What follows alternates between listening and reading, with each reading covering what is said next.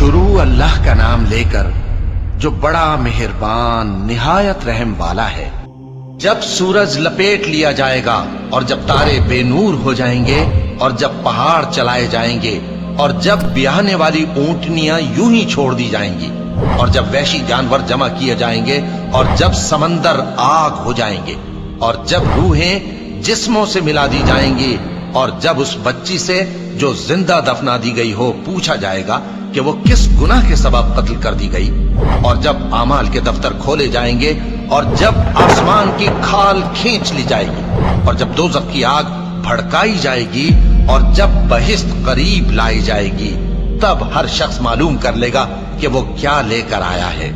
बस मैं उन सितारों की कसम खाता हूं जो पीछे हट जाती हैं और जो सैर करते और गायब हो जाती हैं, और रात की कसम जब वो फैलने लगती है और सुबह की कसम जब वो नमूदार होती है कि बेशक ये कुरान उस फरिश्ते आली मकाम का सुनाया हुआ पैगाम है जो साहिब कुव्वत है, मालिक अर्श के यहाँ ऊंचे दर्जे वाला है, सरदार है, साथ ही अमानतदार है। और मक्के वालों, तुम्हारे रफीक यानी हमारे पैगंबर सल्लल्लाहु अलैहि वसल्लम दीवाने नहीं हैं, और बेशक उन्होंने इस फरिश्ते को आसमान के खुले किनारे पर देखा है